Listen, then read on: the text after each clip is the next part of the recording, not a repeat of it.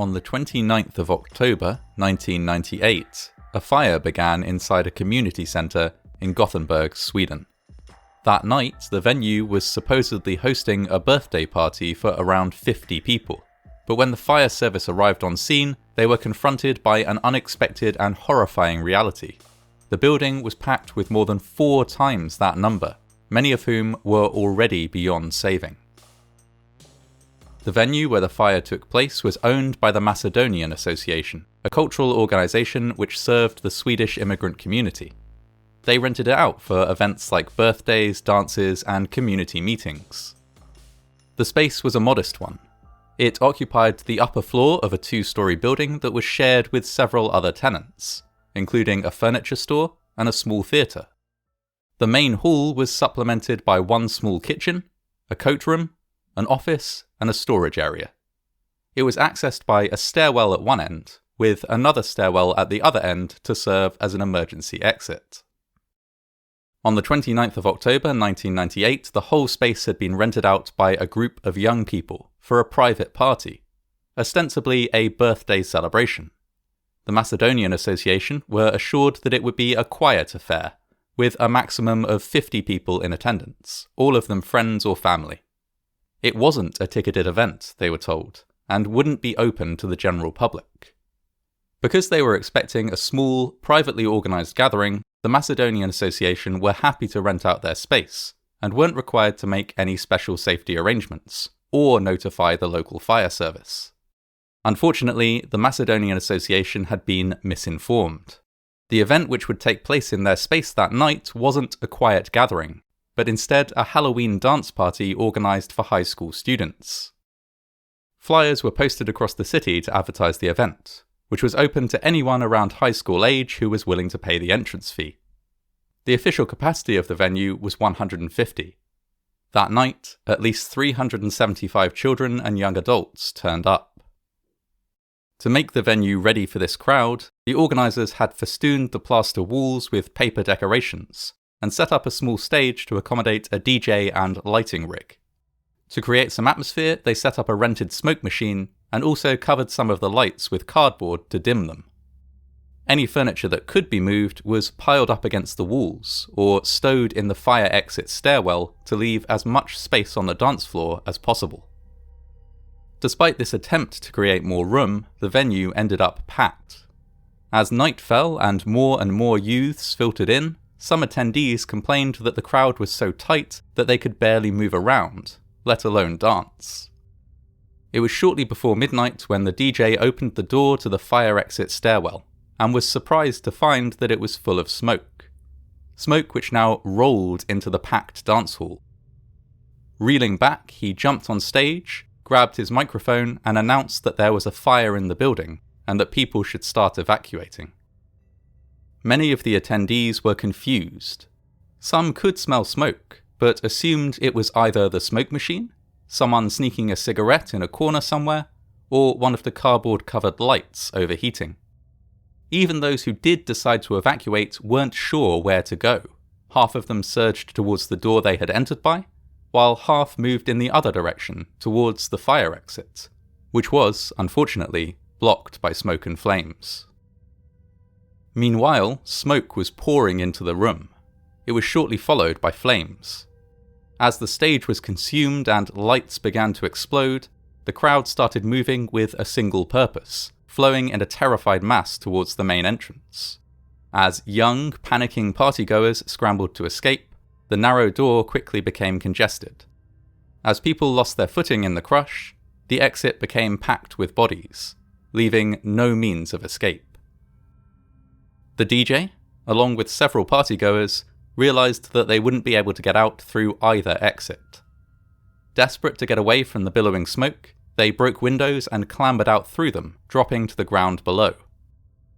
Although only 1 floor up, this was a difficult feat. The building had originally been a factory, and so the windows that existed were high up and narrow. To escape through one, the young partygoers would have had to climb around 2 meters, or 6.5 feet, to reach the window, force it open, then roll sideways through the gap. If they managed that, they would still have to brace themselves for a fall of 5 meters, or 16.5 feet, to the concrete below. Almost everyone who braved this escape route suffered an injury of some kind, but dozens were able to escape through the windows with their lives. Police and firefighters were quickly on scene, but faced a multitude of difficulties. The young people who had escaped were crowded around the venue, blocking access. Those who had jumped from the windows were lying injured in front of the building, and had to be moved before vehicles could be brought alongside. Firefighters who entered the stairwell had to drag out a tangle of dead and injured people before they could proceed further. On finally reaching the top of the stairwell, they found the door completely blocked by people trying to escape, with more scrambling into the gap every time they removed one. As they worked at this desperate task, firefighters noted that they felt people grabbing blindly for them, in some cases almost pulling off their protective masks. Even once the rescue operation was well underway, there were issues with crowd control. Many of the injured were young and had just experienced the most significant trauma of their life. Survivors had gathered in a crowd outside the building and became frustrated with what seemed to them like an agonizingly slow rescue operation. Some tried to re-enter the building to help, blocking firefighters as they tried to exit. Others, distraught by what they had experienced, turned on their rescuers.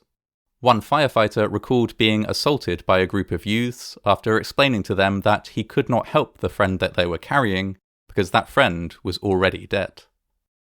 Because of the sheer number of injuries, there were barely enough ambulances to take the injured to hospital.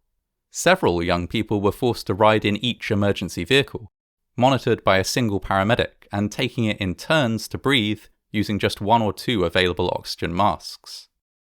Taxi drivers and local bus drivers volunteered their services to transport the walking wounded. Despite all these difficulties, rescuers made a real and significant difference, helping at least 70 people out of the building, and treating hundreds for their injuries.